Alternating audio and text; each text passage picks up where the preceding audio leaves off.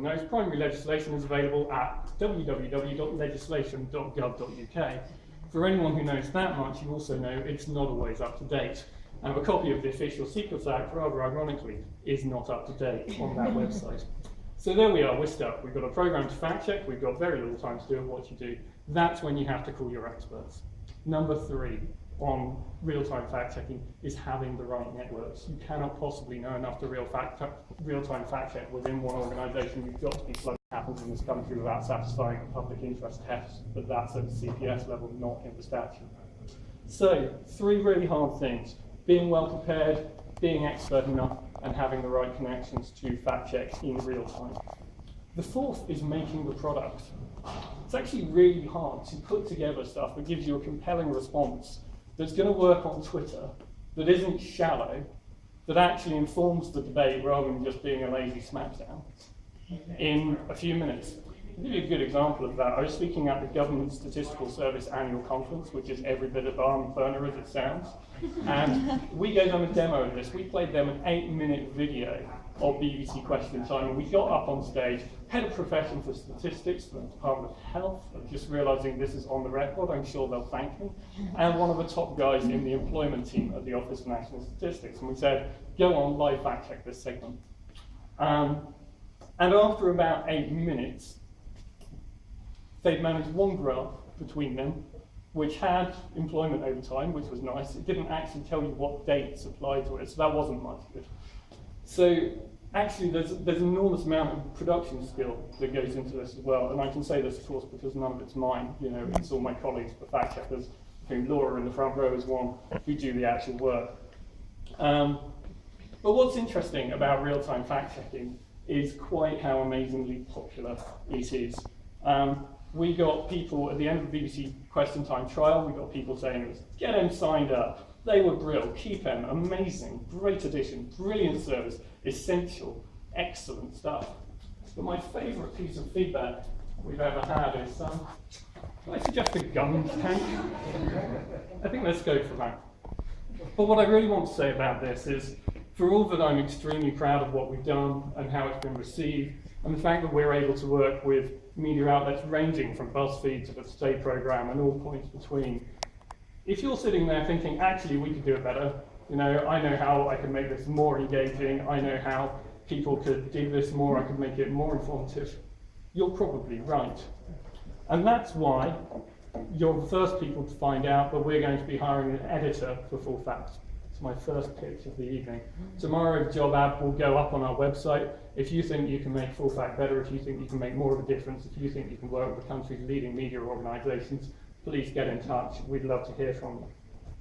So that's my first thing, real-time fact-checking, 3-minute introduction.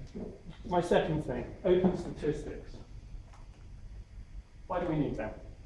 This is a graph of the population of the United Kingdom.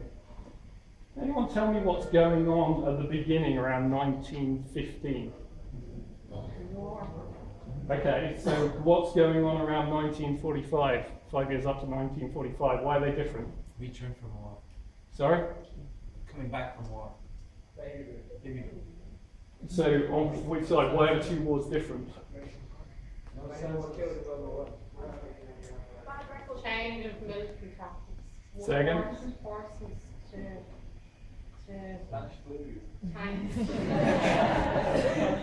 Okay, the answer is, in World War I, statisticians decided that soldiers stationed outside of a country shouldn't be counted as part of this country's population. And in World War II, they decided the opposite. So you get a massive blip in population in World War I, you get no blip at all in population in World War II, which is equally odd. And then this little dent here is Ireland leaving the UK. There isn't one single country. That's the Irish Free State. That's why the population falls by 2.9 million in 1921.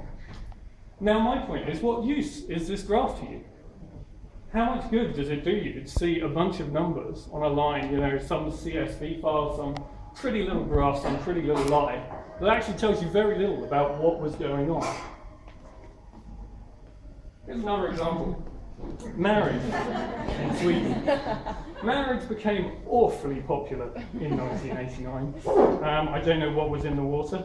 But the thing is, if you got married after the big tool column, you weren't eligible for a widow's pension.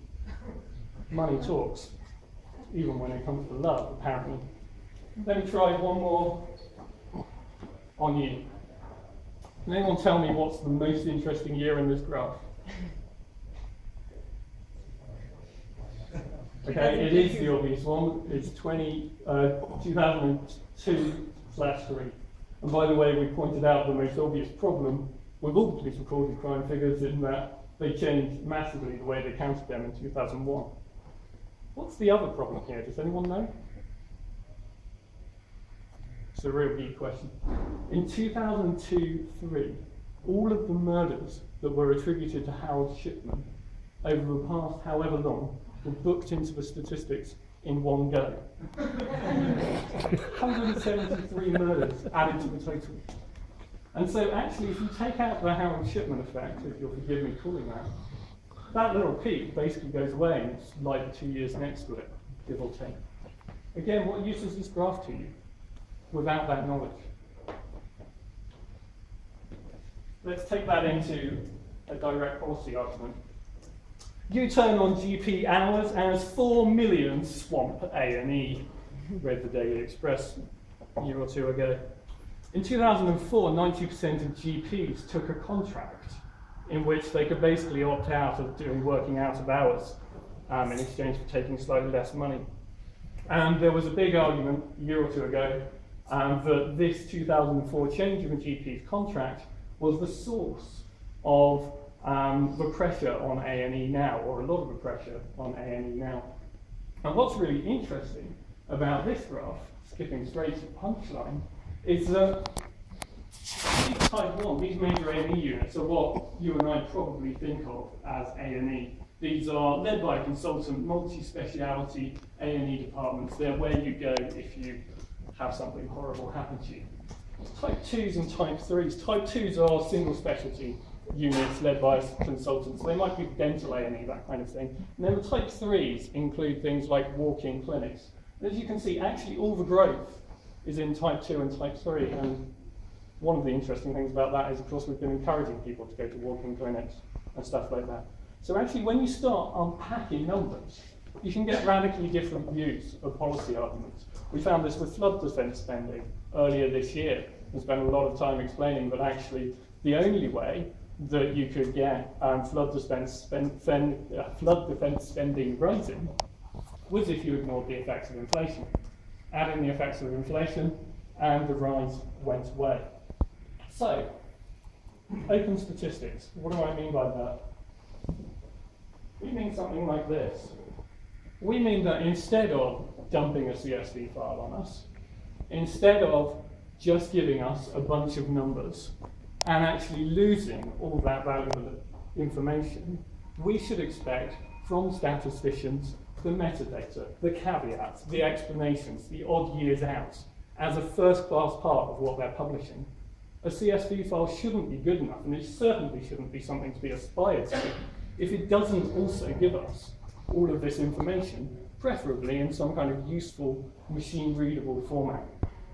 And so, one thing I really want to push to you guys, especially the hackers, let's not settle for something which is less than the information that statisticians hold. Let's not settle for the hollow picture that doesn't actually tell you what's going on. We need to push for a kind of open data that applies to statistics, that gets you all the information, not just numbers that on their own can't tell you very much. So, you're a journalist, how do you cope when you can't trust information, when data is treacherous? We've made a few tools to try to help you. This is the first one. Basically, you need two things. You need the right tools, you need the right information. The tool we made and launched, I think, last August is Full Fact Finder. It's about giving you exactly the information you need in 3 clicks or less. Instant search, click on the right heading, and you'll get a link straight to exactly the right part of the ONS website, the independent data, whatever it is, with an explanation of which data matters for what and why. just in case you couldn't find that on the ONS website. Later this week, we're going to be launching what's it worth. Adjusting figures for inflation is actually a massive pain in the neck. It could be done in seconds. Here, you can just copy and paste straight from your spreadsheet into this and get the inflation adjusted figures. Save yourselves, depending on how familiar you are with the problem, minutes, hours, days, blood, chills. And the other thing we do, which you may not know about, is actually we spend a lot of time making sure the data is available for you in the first place. We were the ones who complained to the UK Statistics Authority when the Department for Work and Pensions was failing to publish statistics that it was leaking straight to newspapers to make its political case.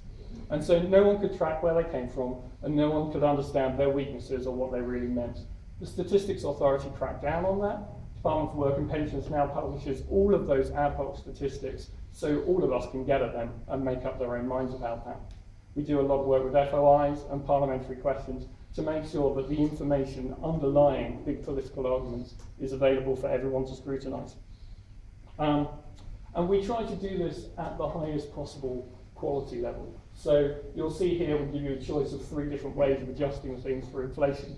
And no fun to think about, admittedly, but basically, if you're adjusting public spending, you need to do one thing. If you're adjusting consumer spending, you need to do another.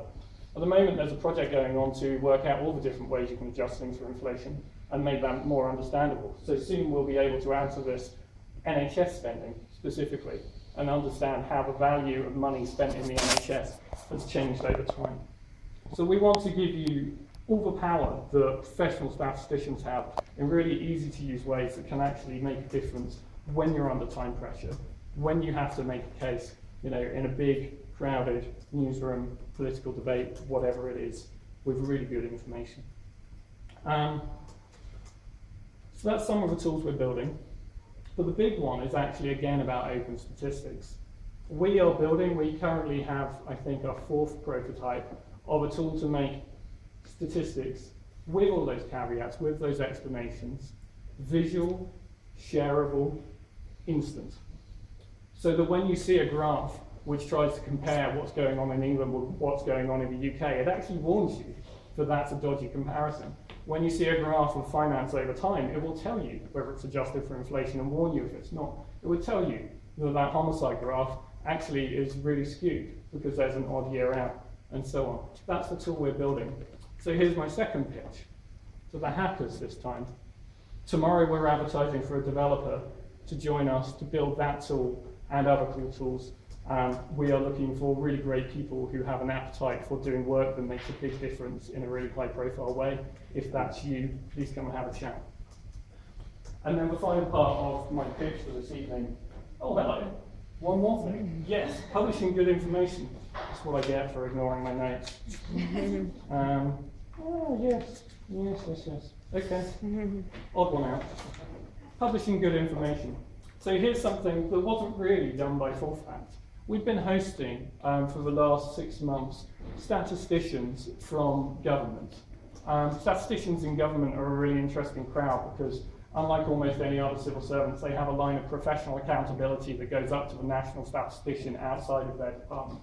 And so they have a sort of protected independence, and so we're happy to host them. So they get a sense of how their stats are used outside and how they can make them more useful for us. Emily Barnett and Louisa Ashby, the 2 statisticians from the Department of Health and the Department of Justice, have produced a guide for other statisticians about how to make their spreadsheets more useful. Don't know how many of you have spent time with government spreadsheets, but if you've ever spent an hour wondering whether this data set, is adjusted for inflation, or what geography it relates to, or why on earth you can't just make a simple graph because they left all the blank lines in, or whatever it is, this guide is there to help you. And we're currently waiting for it to get adopted, hopefully, as official guidance for all government statisticians. And if in a year's time you start seeing spreadsheets that you can use much more easily, think of these guys and say something nice to them if you ever run across them. So that's kind of work we do, hopefully, to make your life easier as journalists. Now let's talk about how we might be able to make it harder. What are the prospects for automated fact-checking? guy called Dan Schultz, very bright guy at MIT, did a master's thesis in can we do automated fact checking? And he tried to create this thing called truth goggles. His idea was that you could literally put a skin over the top of websites saying, hang on, here's a claim I recognize, and here's what's going on about it. And turned out to be really quite complicated. A couple of years later, I learned about millions and millions of ways my idea could never work, but he also proved that there was an appetite for it. He also proved that people who did use it could make a difference, and it made a difference to the way they thought about things.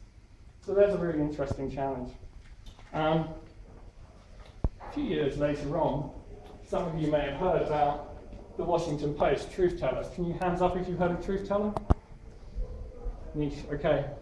So Truth Teller is a program developed by the Washington Post with support from the Knight Foundation, which will take a video of a politician saying something, automatically recognize, turn that into text, automatically recognize in the text claims that have been fact-checked before, and then flag up the verdict that was given, I think in this case by politifact.com.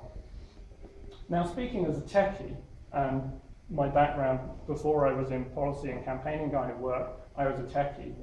That's not actually that interesting. As a journalist, that's super interesting. That product is a really interesting and important piece of journalism. Technically, actually taking fact checks that people have already done and just recognizing here's a relevant phrase, not so interesting. Here's what's really interesting to us. What if we can take claims that you've never heard before and fact check them? Because Full Fact's challenge, there are 8 of us, is to scale up to a general election in which people are throwing claims back and forward everywhere and actually be able to make a difference, cut through the noise, to help people get to grips with the real issue. And so we've been doing our own work to see if that problem is solvable. And this is the first time in public talks about a hacky proof of concept we put together, built on top of that tool I told you about earlier, of presenting statistics in a structured, visual, shareable, explained way. On top of that platform, this is Full Factomatic, with our rubbish old logo and the most rubbish interface everywhere. Downloads a copy of Hansard, pulls out all the sentences in it, 4,841 sentences, identifies statistical claims. At the moment, this tool only knows how to identify rising X, rising crime, rising bills, rising energy prices, etc. 10 different things were rising on that day in Parliament. And out of them, the data we had loaded into our stats tool was about crime. And so we pulled out this claim. They are worried about the impact of rising crime. Came across the best data we had on whether crime is rising or not, and comes up with a guess that that's likely to be false. And on top of it, that guess, it will give you this warning that actually this is only one of 2 sources of crime figures, and there's another one, and you might want to look at that other one too. So it's doing really quite serious attempts to understand stats and statistical claims and turn them into shortcut fact checks. This isn't about replacing human fact checking, it's about giving you shortcut through the really boring bits of working out what they're talking about, finding the data, and getting a sense of whether this is something that you need to look into intelligently. Now, if that sounds like something fun to build, this is working code. We would like to talk to developers who have an interest in doing stuff like this, because believe me, it is really fun. So that's my 4 things on Full Fact.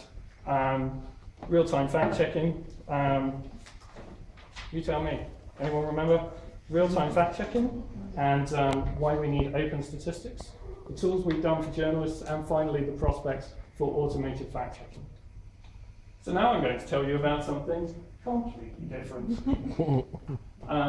This obviously works better with the right fonts installed. We're a volunteer effort, so it's kind of fitting, scrapping around the edges but making a difference. Can I just point out, speaking of we, me, Van Mabakar down there, and Simro, currently the 3 of us are the ringleaders, is that the term? I don't know. The people putting the time into inheriting a wonderful, wonderful project that happened at the last election. Democracy Club came up a month before the last election. And in that month, it attracted 8,000 volunteers to do something to make the election better.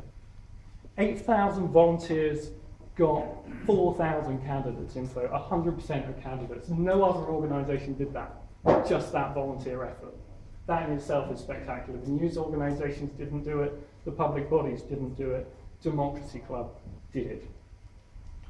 With that information, they got 100,000 people in a week to take a quiz, giving them information about what parties' candidates thought, and letting them make their own minds up about it. And out of those 100,000, 27,000 changed the way they thought about voting because they took that quiz. This is a group, an entirely volunteer group, that made a tremendous difference in a few weeks of the last election. And so a while ago, a few of us started thinking about what could Democracy Club do this time if we started 12 months out instead of 1 month out. And we picked up, a couple of really important points about how we would do that. The first is that, this needs to be at election scale. Political parties spend millions of pounds to make a difference at election time. And so if you're going to try to compete, you really need to be trying to reach hundreds of thousands of people, even more than last time. And to do that, you need to work with other people. So with Democracy Club, there's two focuses. One is, how can we reach as many people as possible? And the other is, how can we work as collaboratively as possible with other volunteers, with other projects, with other organisations? And I'm really excited to be able to tell you the third pitch of the evening on behalf of Democracy Club and Sim and Mivan and me, and also the National Centre for Social Research, and also the Alliance for Useful Evidence at Nesta, and also my own organisation, Full Fact. We are collectively going to be hosting an event on the 28th of June at Nesta, that's Saturday the 28th of June, for anyone who has an interest in what we can do as volunteers to make for a better election next time round. So if that's something you'd like to hear more about, Mivan, Sim, or I would be delighted to talk to you. I'm tremendously grateful to you all for having me, and I hope that was of some interest. Thank you.